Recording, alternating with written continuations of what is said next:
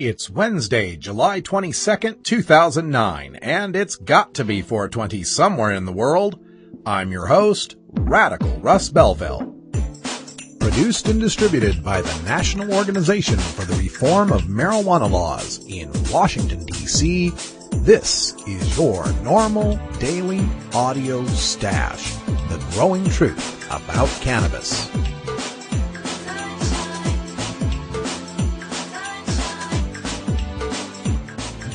Welcome to the most popular podcast regarding marijuana in all of America and all the world, featuring interviews with scientists, politicians, doctors, prohibition policy activists, regular cannabis consumers, musicians, and NORML staff and NORML's board of directors, along with music and comedy no other podcast can offer.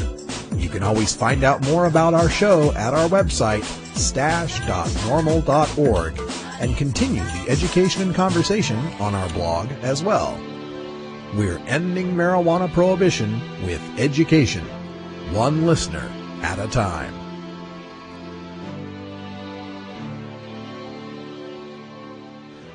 The podcasting and blogging technology for the NORML Daily Audio Stash is provided by Red Aphid Interactive Media.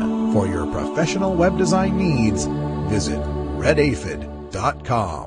Good day, Stashers. Welcome to the podcast. A lot of stuff to cover today, so let's get right to it. First of all, a reminder that this Friday is our Cultivators Corner with High Times Senior Cultivation Editor Danny Danko. So if you've got questions about marijuana growing, send them in to me at stash@normal.org and we'll ask the expert. Also, check out some of the videos I've posted at stash.normal.org.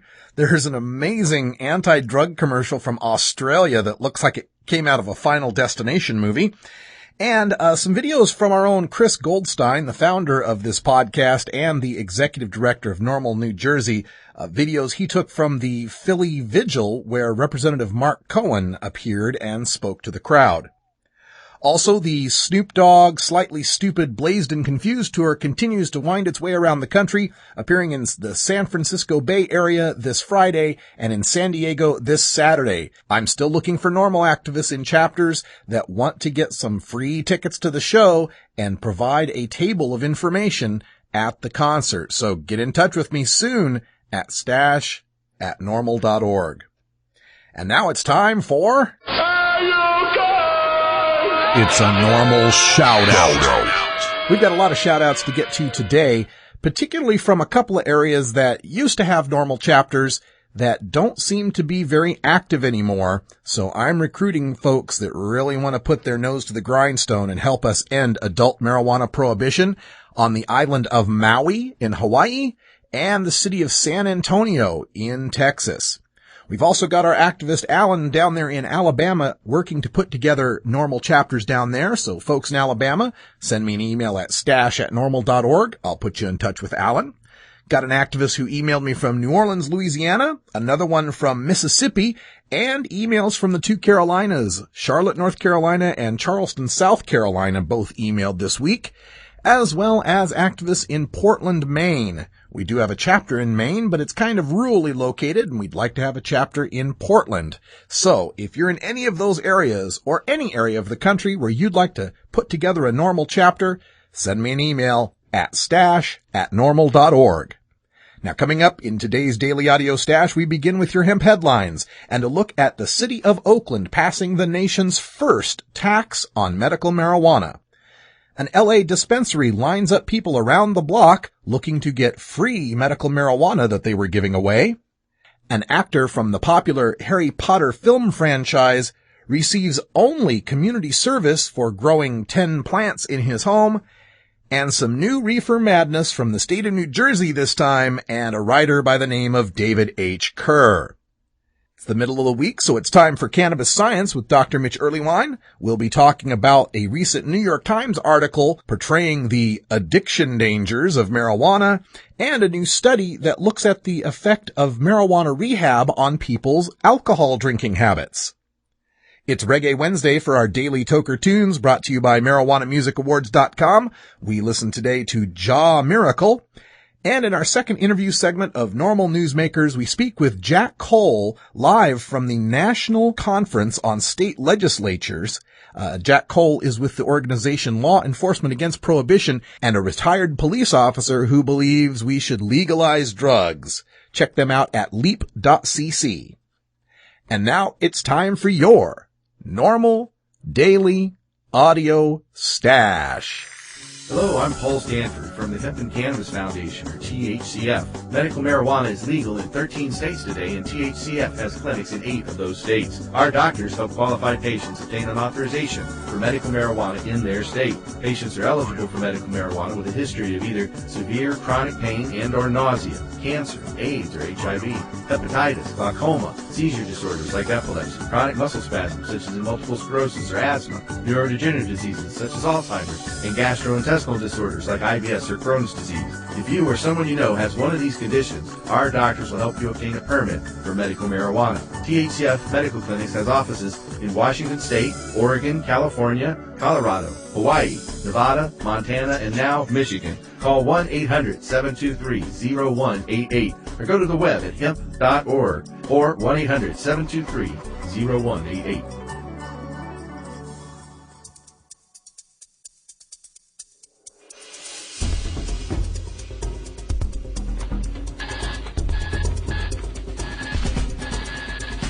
Now it's time to take a look at the latest stories about marijuana from news organizations across America and around the world in our normal daily audio stash, Hemp Headlines. Oakland voters pass first-in-nation marijuana tax. From the Associated Press. Oakland residents overwhelmingly voted Tuesday to approve a first-of-its-kind tax on medical marijuana sold at the city's 4 cannabis dispensaries. Preliminary election results showed the measure passing with 80% of the vote, according to the Alameda County Registrar of Voters. The dispensary tax was one of 4 measures in a vote-by-mail special election aimed at raising money for the cash-strapped city. All 4 measures won, but Measure F had the highest level of support. Scheduled to take effect on New Year's Day, the measure created a special business tax rate for the pot clubs, which now pay the same $1.20 for every $1,000 in gross sales applied to all retail businesses. The new rate will be $18. The people, 4 out of 5 of them, supported by the businesses paying the new tax, just approved raising taxes by 1,500%. The city estimates it will raise $300,000 in the first year.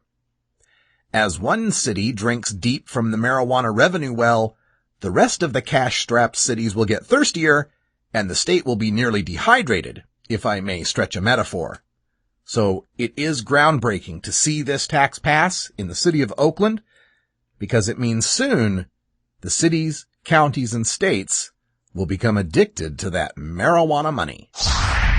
LA dispensary gives away free marijuana to first 100 patients. From the Los Angeles Times. More than 100 people lined up outside a marijuana dispensary in the San Fernando Valley this morning, lured by the offer of free cannabis for the first 100 patients. The nonprofit dispensary in Canoga Park, Roscoe's Compassionate Collective, advertised the offer last week in Kush LA, a monthly cannabis magazine, with a pull-out coupon for patients with marijuana medical cards and updated prescriptions. Since then, the collective has fielded hundreds of calls from people essentially asking the same question. Is this for real? J.T. Weigman, age 37, the owner's son, said it is indeed for real, and as of 11 a.m., they began giving 3.5 grams of marijuana worth $55 to each recipient. The shop has been open only 3 months, and though Weigman admitted the giveaway was in part a promotion, he said that wasn't the main point. Through the pot promotion, the dispensary hopes to draw attention to collectives that overcharge and lack compassion, Weigman said. He said there are too many people in the industry looking to make a fast buck. Quote, I'm showing what true compassion is for this industry, for all the patients that really need the medicine, he said. I think collectives in general have not done a good job of taking this professional. We are a pharmacy and we have medicines that are legal." End quote. While I admire this dispensary owner, it seems to me the giveaway isn't so much about showing true compassion as it is trying to open a new dispensary in a market that is already flooded with dispensaries. An eighth of marijuana is worth $55? Is that what he's going to sell it for once the first 100 free samples have gone out? Can you find for me any other agricultural product that retails for $15.71 per gram? Even saffron only trades at $4.25 per gram. Of course, the eighth costs $55 in the dispensary because it costs $55 on the street. There is a legal or white market, if you will, in dispensary cannabis for the 5% of tokers who are medical, and a parallel black market in street cannabis for the 95% of tokers deemed too healthy not to arrest for toking. A white market cannot run alongside a black market without both becoming a little bit grayer. Until cannabis is legal for all who want it, patients will be charged these ridiculous prices for plant matter because it can't be grown in huge open fields, sown and harvested with modern agribusiness techniques, and sold in bulk at vastly reduced prices, thanks to prohibition. That prohibition is the engine that wrecks 872,721 lives per year, as well as powering the dispensary's combination of drug dealer profits with a farmer's market lifestyle. Don't get me wrong, I'm glad that dispensaries exist and that desperate patients can get legal medicine regardless of cost. If I'm a cancer patient, I don't care if the dispensary eighth costs what Vinny the weed dealer in the park charges. I just want to stop vomiting from chemo. However, I've got to wonder how many of these dispensary owners would still be in the business of compassion if marijuana were completely legal and the profit margins dropped from drug dealer levels to farmers market levels. By the way, I'd also like to note that Oregon NORML gives away free medicine to twice as many patients twice a month for the past 4 years. Harry Potter actor avoids jail time for growing 10 marijuana plants. A judge has sentenced a cast member of the Harry Potter films to 120 hours of community service for growing marijuana. 20-year-old Jamie Waylett, who plays school bully Vincent Crabbe in the magical movie franchise, pleaded guilty to producing the drug at a court hearing last week. Prosecutors said police found 10 marijuana plants growing in a bedroom at Waylett's mother's house in London. Producing cannabis carries a maximum 14-year sentence. Judge Timothy Workman said Tuesday that he accepted that the cultivation was on a small scale and for Waylett's own use. He said the actor had been, quote, "until now, a man of good character," end quote. Well, no jail time, no suspended sentence, no probation, just 5 days of community service. Meanwhile, elsewhere in the United Kingdom, in Ireland, the Mayo Advertiser has a story of a married father of 4 who was detected cultivating 2 cannabis plants. He was fined €500 for the cultivation and sentenced to prison for 3 months, with the sentence suspended for 12 months so long as he keeps his nose clean. And from the South Devon Herald Express, I found a scaffolder, aged 21, who was growing 17 cannabis plants. He was given a 4-month prison sentence that was suspended for 2 years, and like Waylett, given 120 hours of community service. So, it's funny how people who aren't Harry Potter actors seem to get suspended prison sentences and fines for their personal cultivation of cannabis, isn't it? Now, I'm not saying that Jamie Waylett should go to jail for growing cannabis.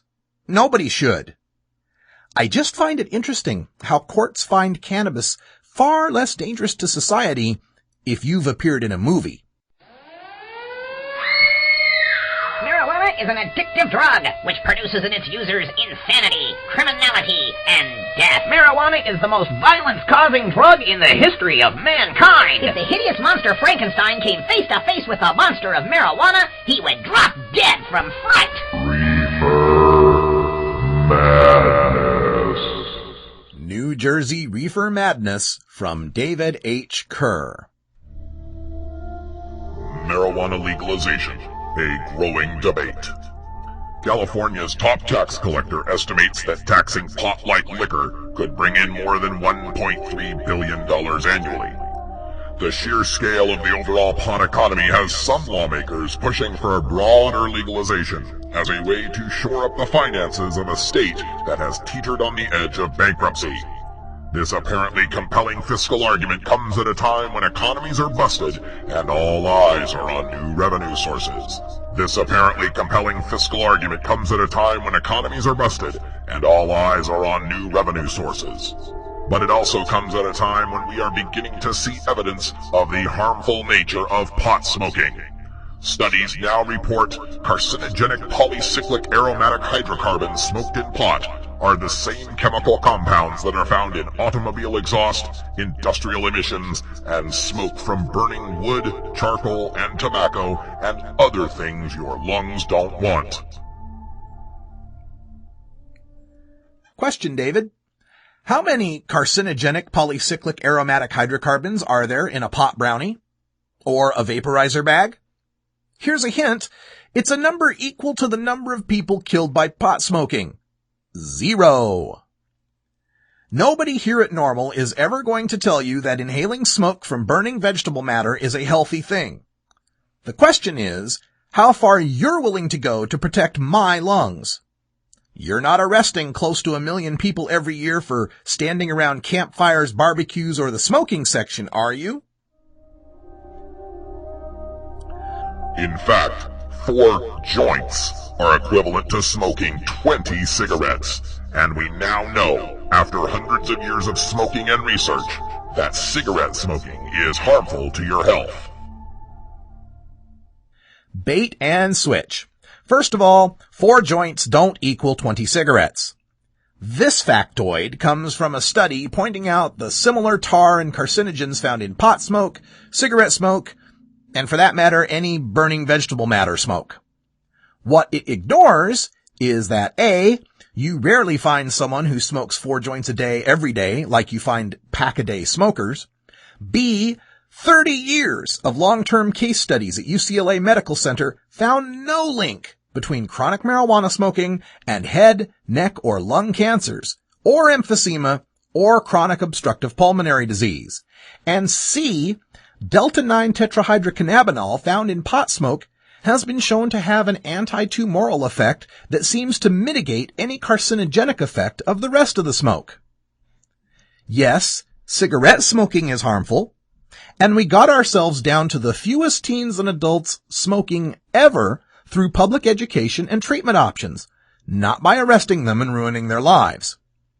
And after 5,000 years of people smoking cannabis, we have found that it is the safest choice of recreational substance on the planet.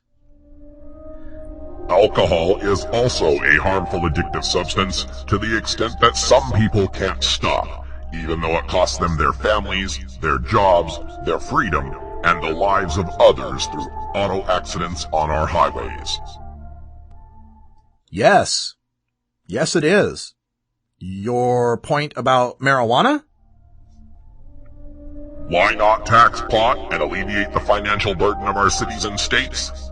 We tax alcohol sales and it earns billions. The latest studies show that the U.S. collects about $8 billion yearly in taxes from alcohol. However, this is not the end of the story. The problem is, the total cost to the U.S. in 2008 due to alcohol-related problems was $185 billion, and the government pays about 38% of that cost, about $72 billion, all due to consequences of alcohol consumption, according to the National Institute on Alcohol Abuse and Alcoholism. Oh, so if we continue to reap $0 yearly in taxes from marijuana, and we continue to spend billions more trying to eradicate it and arrest its users, while 22 million adults will be using it anyway, that's better than reaping some amount of tax and saving law enforcement money we could earmark for treatment? Are you drunk? It's also fallacious to imply that marijuana use creates social costs akin to alcohol. Ask any police officer whether he'd want to take a call at an alcohol party or a pot party based on the social problems being caused. But if there are some social costs to marijuana, we are feeling the burden of those costs already, because 22 million adults are smoking pot now, and we're pulling in $0 and spending billions more to try to stop them. You have to understand addiction to understand the complexity of the disease and effective treatments. People want to get high and have been getting high for 3,000 years. Pot legalization is offering the drug with controls which addicts don't want, and more importantly, won't abide. They'll go to the black market if necessary, or they will make claims about losing their medicating to get more. Oh, those desperate pot addicts, knocking over liquor stores, robbing little old ladies, and ripping metal off bridges to buy another dime bag. Come on now, David. Your average pot smoker is your average American. Law-abiding, well, except that law, and responsible. We just want to buy our bag of weed like we buy a bottle of wine. We want to know how it was grown, what flavor it is, its relative potency, and a guarantee that it's pure and unadulterated. No question that those in pain or dying are in another category and deserve every measure of our help. However, our own history shows and will continue to show that pot legalization for those with pain is a false panacea. For whom? Those dying people in pain? I hereby offer the Radical Russ $1 Million Medical Marijuana Challenge. If you can find me a registered medical marijuana patient who will sign my petition to repeal medical marijuana in their state, I will pay you $1 million. Offer subject to me having $1 million payable upon my death in $1 annual installments. California is following this failed model with its legalization of pot for medicinal purposes. Its legislators now see the fiscal bonanza of taxing pot and the extraordinary financial resources from pot's legalization statewide. No conditions. The wool is slowly covering more and more of the truth about the possible consequences of what they are doing in California. Many young people will become attracted to the drug and will accelerate its use. The legalization of pot will run a similar course as did the legalization of narcotics in this country early in the 20th century, as well as the legalization of alcohol. It will fail in the same way, and there will be victims in the millions as there are with alcoholism. Are you arguing to repeal the 21st Amendment? Do you think we need to arrest the victims of alcoholism and lock them up for mandatory minimum sentences? Marijuana use rates among teens and adults in the Netherlands, where marijuana is quasi-legal, are half what they are in the United States. They also have lower rates of hard drug use. As medical marijuana has exploded in the past dozen years, marijuana use rates by teens have fallen. The question is simple. Do we use pot as a revenue source, regardless of the most likely deleterious effects, such as damage to DNA and other carcinogenic effects? Damage to DNA? That must explain all those mutant hippies with 3 arms and 5 eyes. Or maybe somebody slipped me the brown acid. Let me repeat. Marijuana is non-toxic to cells and organs in vivo and in vitro. It does not damage DNA, and it certainly doesn't cause cancer. In fact, lab tests on certain brain cancers found THC killed the cancerous cells and left healthy cells around it intact. Marijuana may actually hold the secret to curing cancer. Legislators should ask themselves, what if my child starts smoking pot regularly and his or her health is seriously compromised? Worth it? Even with the information we have about pot right now, it is clearly harmful, more so than cigarette smoking. The answer that I would offer is let's find another revenue source other than pot. California is our pilot state, and we can watch what happens, but once the government is locked into pot taxation as a revenue source, there will be no turning back. Like alcohol, like gambling. Two adult activities that government once banned, but are now legal, taxed, and regulated in the states to varying degrees. Yes, it would be a shame if your child became an alcoholic problem gambler, but we don't shut down casinos, cancel state lotteries, and bring back alcohol prohibition to protect your kid. That's your job. Let adults be adults. Regulate their activities where they may affect others, leave them alone where they don't, and try to raise some tax revenue in the process to cover possible social costs.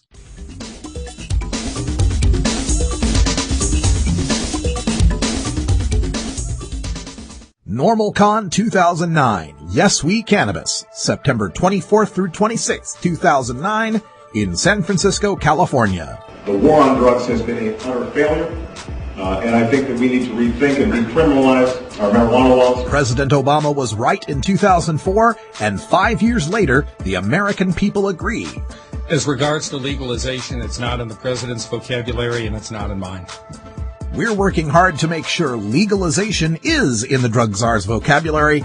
Whether legalizing marijuana would improve the economy, the answer is no. I don't think that is a good strategy. There's nothing funny about legalization, Mr. President. Registration, sponsorships, and vending information is available at NORML.org or by calling 888-67-NORML.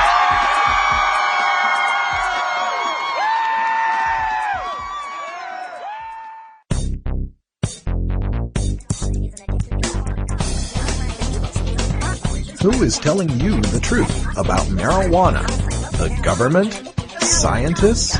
Doctors? Which claims are scientifically valid and which claims Are reefer madness. Every Wednesday, we separate the stems of propaganda from the buds of truth with NORML's look at Cannabis science. We're visiting with Dr. Mitch Earlywine for our Cannabis Science segment. Welcome back to the show, Doctor. Oh, thanks. There's been a lot of media coverage about marijuana in the past year, and the New York Times recently had a post up that was dealing with the so-called marijuana addiction, had some personal stories of one woman in particular who called her marijuana use a slow suicide. I was wondering if we could just get your comments on that New York Times article. There were a couple of crazy things in there. Anytime you're judging from an individual case study, you always have to be concerned. The notion that smoking cannabis is slow suicide is kind of a hard one to prove. The data don't support the idea that cannabis users are more likely to commit suicide or anything like that. One study mentioned higher suicidal ideation in kids who started really early in life, but let's be honest, they probably turned to cannabis to elevate their mood, not that the cannabis created these suicidal thoughts. And I feel bad for this poor woman because she's clearly had a whole lot of struggles in life, but to blame them all on marijuana is, of course, a little bit backwards.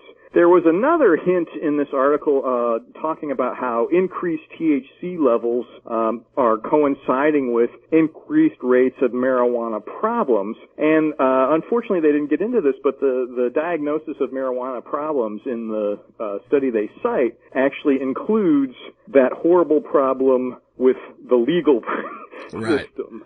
And so obviously marijuana arrests have gone up in this period, so what a surprise, marijuana problems have gone up. And then the fact that THC is more prevalent in some strains of cannabis right now really has nothing to do with it. When you define problems as legal problems and then you go out and arrest a bunch of people, what a surprise, problems increase.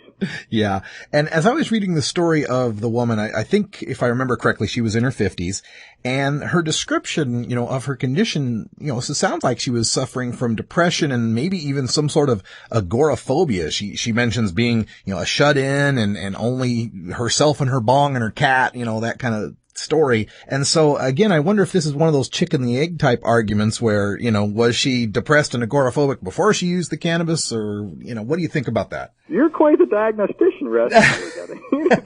I'm talking to you for a year now. This is, almost classic, and I'm curious if she actually had panic attacks outside or something like that. And of course, cannabis's, anti-anxiety properties are legendary. I could see how she could easily turn to it under those circumstances. The sad thing is, we've got literally 12-session treatments that could have gotten her out of the house and walking around and having a good time.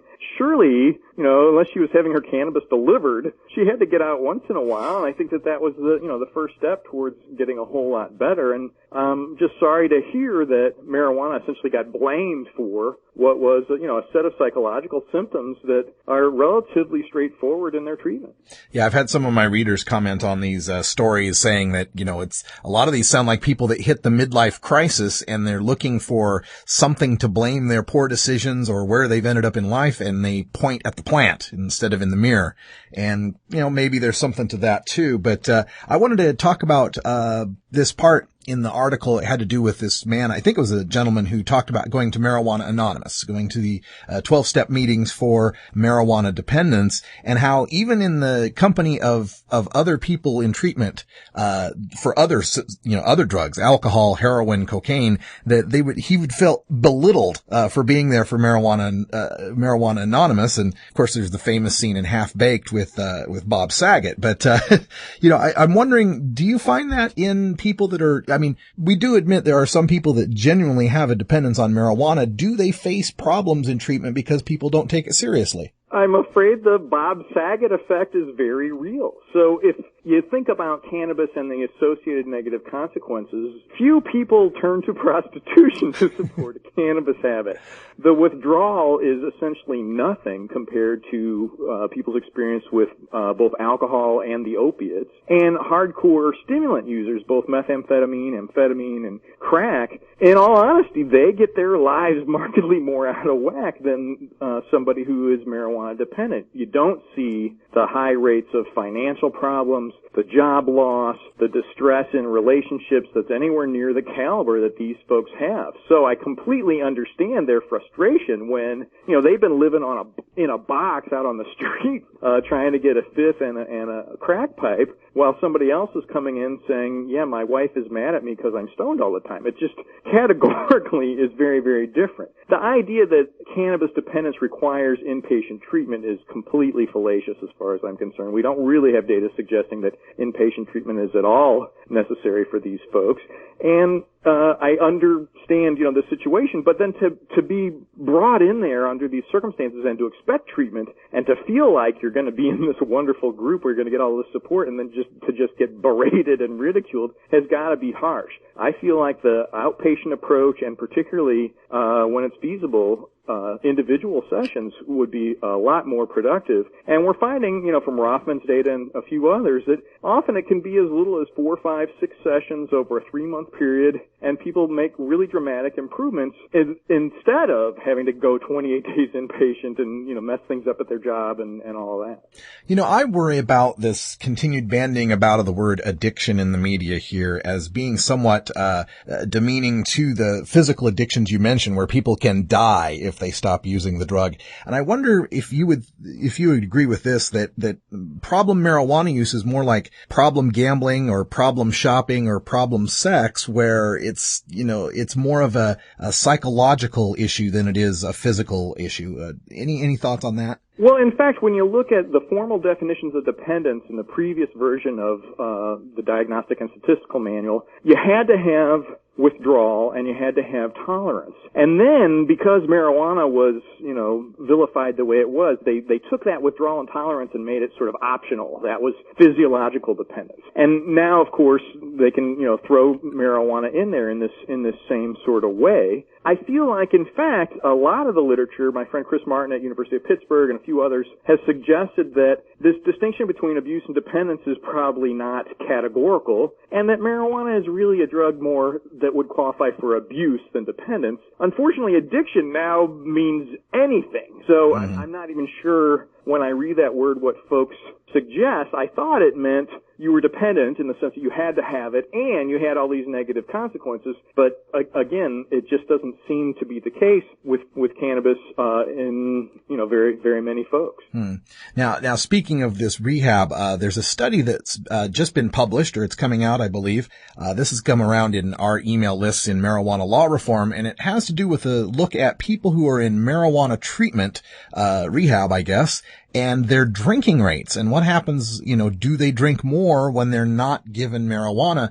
And I don't know. I thought I could read the English language because I read the abstract here, and it seemed to say that, yeah, people drank more if they were in marijuana rehab, but then it seemed like the authors went, around the block to try to find some way to say that wasn't the case. What's really going on with this study? So this is one that really takes a close reading, and I want to interpret it in context. These are some splendid researchers. This is one of the best journals in the drug literature. These are folks who came for a treatment on marijuana dependence, and they could choose to either reduce or quit. And I really want to commend the authors for having a treatment program where people were allowed to just reduce their consumption. So by all means, let's bow down to them. By definition, they only took folks who were not alcohol dependent. And, as many of us know, folks who are regular cannabis users, these are not heavy drinkers in the first place. Mm-hmm. So most of these folks were drinking either not at all or just a couple times a month. What a surprise, after they've had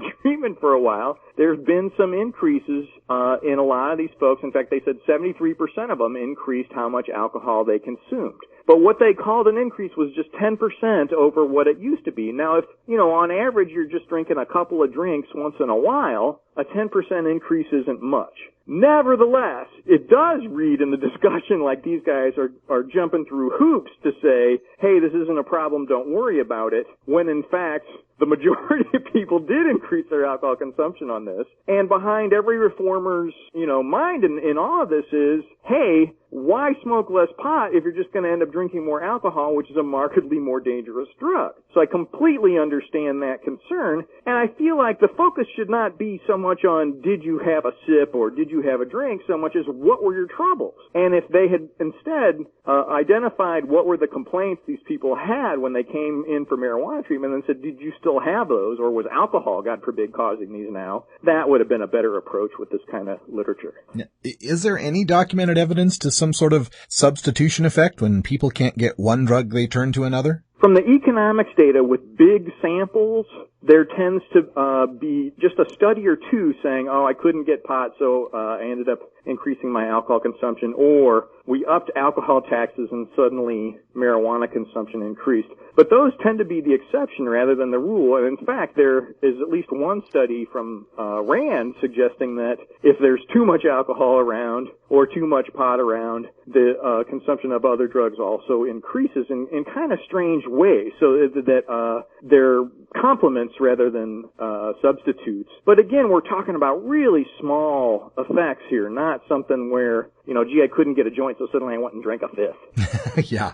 Well, I wonder in the context of the legalization debate, because one of the things we keep hearing from our opponents is, well, if we legalize marijuana, that'll increase access and use rates will go up. And my thought is, well, if marijuana goes up and use of other drugs and alcohol goes down, isn't that a good thing? But we can't really make that statement definitively yet. Not quite. However, the case studies are incredibly salient. So the number of meth addicts who've come to me and said, oh my God, thank you for cannabis. Mm-hmm. It got me off the most disgusting drug I've ever been on. That's a real heartfelt and intense experience. And the idea that, in fact, when we start looking at when did the meth labs start sprouting up, particularly in the Midwest, it's right after all these incredible crackdowns on the grows. I have to wonder if a taxed and regulated market wouldn't take the edge off this. Who would smoke meth if there were easy access to, safe and legal cannabis? Yeah, where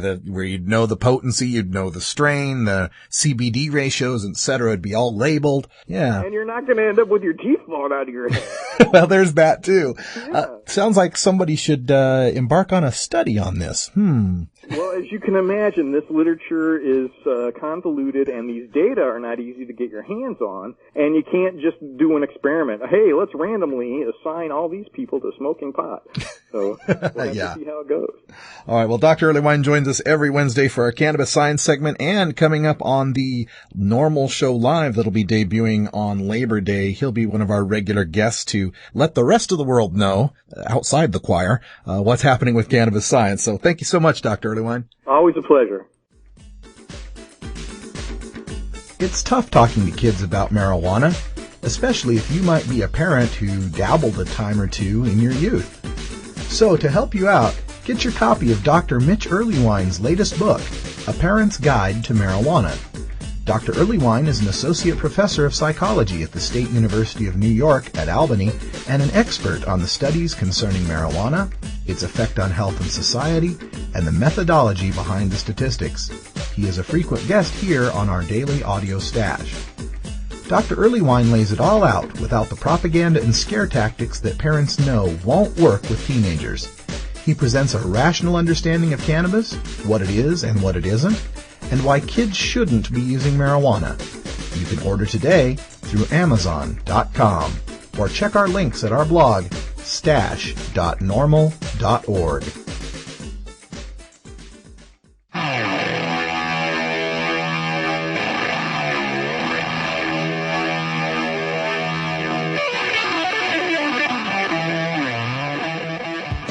The battle to end adult marijuana prohibition can sometimes seem endlessly frustrating and impossible to overcome. One way we bond as a community and draw strength to continue is by rejuvenating our spirit through art and music. The Marijuana Music Awards exist to recognize those sonic artists in all genres of music who feature a ganja-friendly message to motivate and inspire all the cannabis community. Our daily Toker tunes, brought to you by MarijuanaMusicAwards.com, feature the finest in blues, rock, jazz, hip-hop, rap, reggae, country, bluegrass, and dance music to enhance that 420 feeling and refresh all you stashers for another day on the front lines of the drug war. Enjoy this cut from MarijuanaMusicAwards.com and visit our blog at stash.normal.org to learn how you can vote for your favorites and enter your Toker tunes in the 2009 Marijuana Music Awards.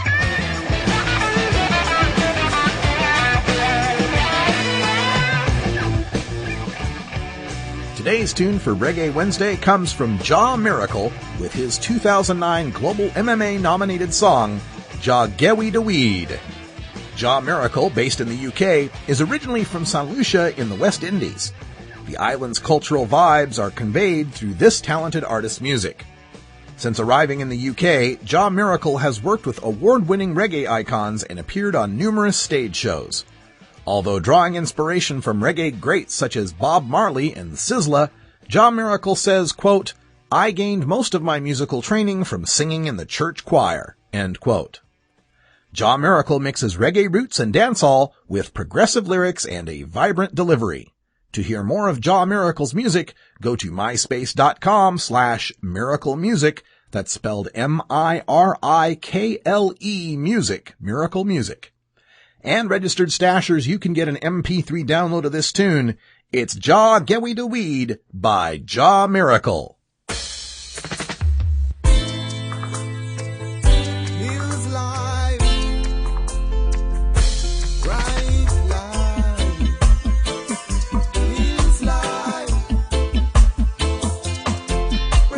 On the mountain tops while catering for my herb crops.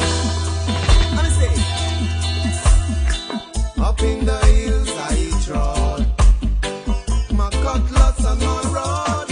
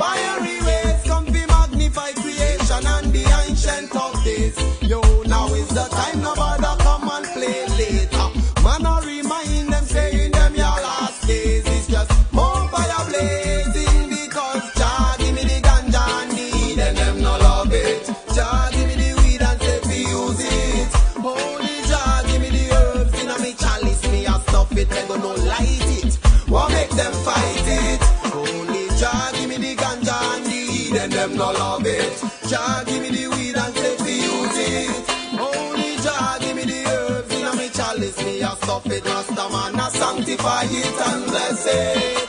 Yo, Jah give me the ganja and the weed and them no love it. Jah give me the weed and take the use it. Only Jah pass the weed and in a me chalice. Me a stuff it, them will no light it.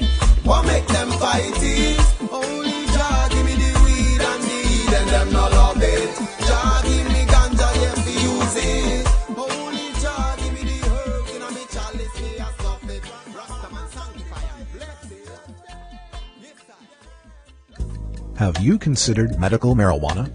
Double-blind, peer-reviewed studies have found cannabinoid therapies to be successful in treating the symptoms of Alzheimer's disease, ALS or Lou Gehrig's disease, brain cancers, chronic pain, diabetes mellitus, dystonia, fibromyalgia, GI disorders, hepatitis C, HIV/AIDS, hypertension, incontinence, MRSA, multiple sclerosis, osteoporosis, pruritus, rheumatoid arthritis, sleep apnea, and Tourette's syndrome, as well as anecdotal evidence suggesting relief from anxiety, depression, and post-traumatic stress, plus reduction in the need for narcotic painkillers.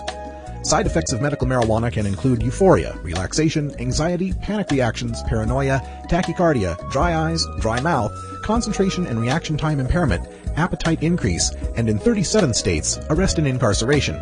But medical marijuana is non-toxic and cannot cause overdose. Medical marijuana. It's not for everyone, but ask your doctor if medical marijuana may be right for you.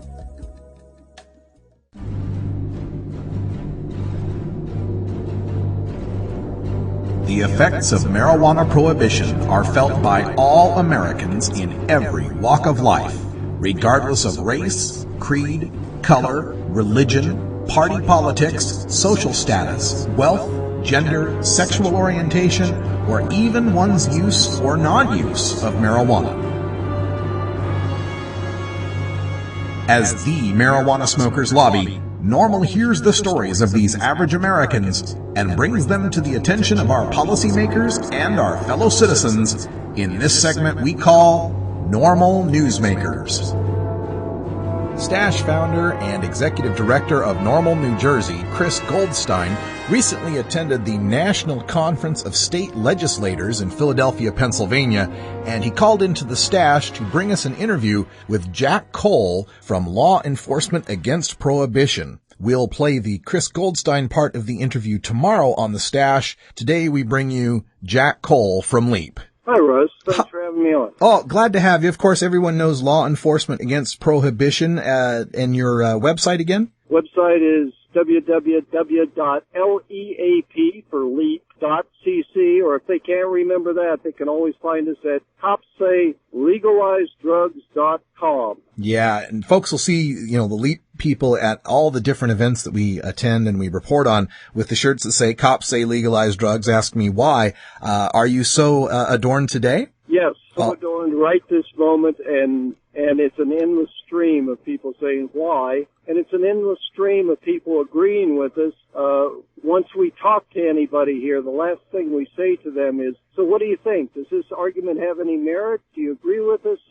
Disagree and want to continue the war on drugs? Or are you at least undecided? And we are averaging something we never imagined that we would be averaging, but this is the fifth year we've been here, and we're averaging 83% of legislators and their aides agree with us. Only 7% want to continue the war on drugs. Wow, that's remarkable to hear. And it always brings up that question, Chris kind of mentioned in passing how he gets positive response from the legislators he speaks to, and you're mentioning this 83% statistic. So, what's stopping us? I see these. Well, Russ, this doesn't mean they're going to run out the door screaming, legalize drugs, because, that'll be a little dangerous for them. And we tell them, when we're gathering their names, and many of them join LEAP, we tell them that, we don't release any of our members' names for exactly the reason that many of them are politicians, many of them are working police officers or DEA officers, and that would put them in a pretty bad position. But what we do say to the legislators is we're going to come back to you in about 2 years when we've got 1 million private citizens who have joined LEAP, and we can show you that you won't lose one more vote than you will gain by supporting these policies. And at that time, we're going to call them all out in mass together when there's a lot of strength in numbers, and we're going to do it right after an election, so the least likely thing is if they do have problems, they don't have to run again for 2 years. Right. And we think they'll come out, and all we're going to do is call them out and say, you got to come out, you got to say it is time. We talked about legalizing drugs. It is time we have a blue ribbon commission to determine, a nonpartisan commission to determine the cost-benefit analysis of what it would be like if we legalize and regulate these drugs as compared to what it is like in this national disaster we have of a war on drugs, where we've already spent well over $1 trillion in 40 years to fight this war. And every year we continue it, Russ, it's another $70 billion tax dollars down the same rat hole. Yeah. And all we have to show for it is that in that 40 years, we've made more than 39 million arrests in this country alone for nonviolent drug offenses. We do everything we can do to destroy their lives. We take away all their hope for the future. And then we sit back and scratch our heads and say, I wonder why they didn't quit using drugs. Well put. And I'd like to get your comment on another phenomenon that I've noticed over this past legislative session. You know, a lot of times when you talk to a police officer, one of the things that I've heard from them has been, well, I don't make the laws, I just enforce them.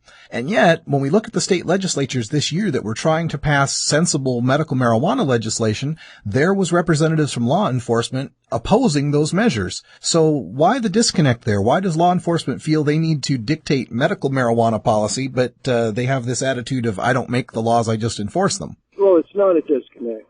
I don't make the laws, I just enforce them is their way of shaking you off when you ask a question they don't want to answer. And of course, they're getting up to go against any laws that we try to change for medical marijuana or decrim of an ounce of marijuana. They're showing their real colors. And after all, you've got to remember, I was 26 years in New Jersey State Police, 14 years undercover in narcotics. I was there long enough to see the horrors we've created in this war. And to the police, it is a numbers game. It is literally a numbers game. The more arrests you make, the better off you are. Police get promoted on the number of arrests they make. Now, they'll tell you that's not true, but it is true. And anybody who wants to tell the truth is going to admit to it.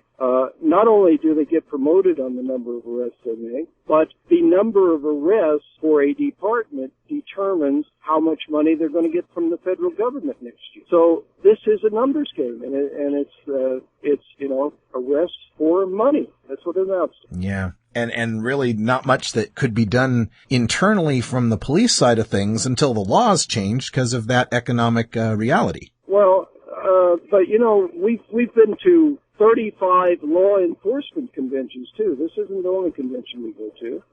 National and international law enforcement conventions, and we set up our booth there, and we do talks there. We have workshops, we do panels. But the booth is a big thing because we have several speakers, and when the people come to talk to us, we say to them the same thing. We explain to them the horrors of the war on drugs, and then we say, what do you think? Do you agree or not? And then we put down a chicken scratch in each column, agree, disagree, undecided. For law enforcers, we are running 80% agree with us and 6% want to continue the war on drugs after they talk to us. Wow. That's pretty interesting, isn't it? Yes, it is. So and the most interesting thing about this 80% of law enforcers is that there's only a tiny percent out of that group who have ever said to another law enforcement officer what they really believe about the war on drugs. They're so worried about being labeled soft on drugs, soft on crime, not getting that next promotion, that they're really afraid to say what they really believe. So one of the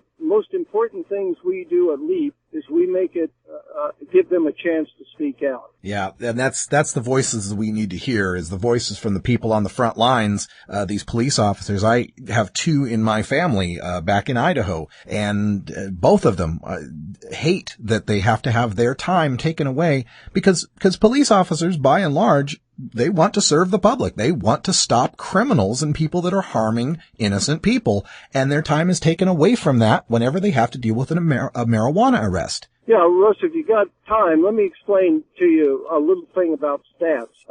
On my talks, I use a PowerPoint, and I put up a screen that shows all the clearance rate for all the crimes across the United States. And, of course, the opposite of that is the unsolved crime. So I point out to the public that 40% of all the murders in this country are unsolved. 75% of all the robberies are unsolved. 60% of the arsons and rapes are unsolved. 46% of the assaults. And if you want to commit a property crime, you're almost guaranteed to walk. 83% of the property crimes in this country are unsolved. And then I say to them, you know something? In 1963, before we had a war on drugs, the police were correctly credited with solving 91% of the murders in this country. Today, they solve 61% of the murders in this country. Now, to what could you attribute this 30% fall-off? And what we believe the cops and judges and prosecutors at LEAP believe is we are now so busy chasing around nonviolent drug offenders that we no longer have time to protect citizens against violent predators, murderers, rapists, child molesters. So we say, let us get back to what we do best and what really matters. Let us protect people against real crimes, violent crimes. That's an incredible point that you make there. And I think it's one that needs to be heard because there are so many people outside of the marijuana movement that could care less about marijuana. They don't smoke it. They don't use it. They don't know people that do. And they need to have a reason why to get involved in this legalization. If they understand that their safety is on the line because of this war on drugs, I think that's a big step in the right direction. And what you said is absolutely true. It's absolutely true. Their safety is on the line. People are dying because we're just wasting our time on nonviolent drug offenders. Wow. And it's not only that. Look what we're doing in our prisons. You know, we've got a bunch of prison wardens who are elite members. Some of them are even speakers for us. And one of them, superintendent of prisons from New Hampshire, did his own study on this, and he tells us that over the last 20 years, we in the United States, we have built the equivalent of 900 new prison beds every 2 weeks for 20 years. And we can no longer afford to build prisons. So what is happening in a lot of states, in three that I know of, Arizona, Louisiana, Virginia, is they are giving early release to prisoners to make room for the nonviolent drug offenders. And who do you think they're releasing? They're not releasing nonviolent drug offenders because they're all in there on mandatory minimum sentences. They're releasing the violent predators. This becomes insane. It is absolutely insane. And Jack Cole from Law Enforcement Against Prohibition, check him out at leap.cc or copsaylegalizedrugs.com. You can get more information about that. Before I let you go, Jack, anything else you'd like to tell our listeners at the Stash? Well, we need all the help we can get. We need all the people to join us we can, and we don't release anybody's name.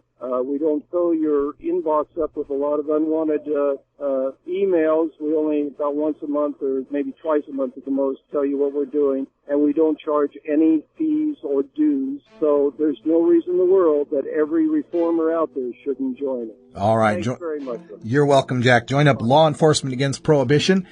Thank you for downloading the NORML Daily Audio Stash, the growing truth about cannabis.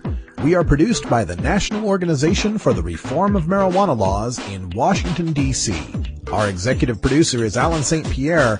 Our deputy director is Paul Armentano. Our webmaster is Brian Judy. And web production is provided by Red Aphid Interactive Media. As always, you can catch up on the latest information about marijuana at www.norml.org. And you can interact and download from our Audio Stash blog at stash.norml.org.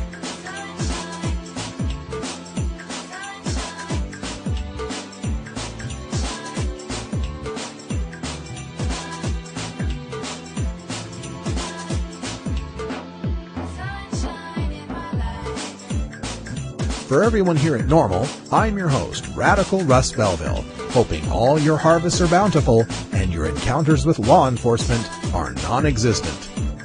We leave you today with the reminder to get your cultivation questions in for this Friday's Cultivator's Corner with High Times Senior Cultivation Editor Danny Danko. I've already got a couple of questions on deck, but we could use another couple more.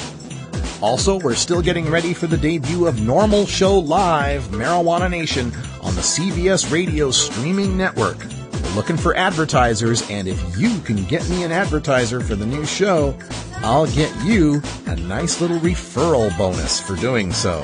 Could be some normal swag, could be something special if you meet me in person. So send your information to stash@normal.org. We've got an advertising rate for every possible budget, and we need the cannabis community to come together for this historic mainstream media live event. Let's spread our message far and wide. And until next time, take care of each other, tokers.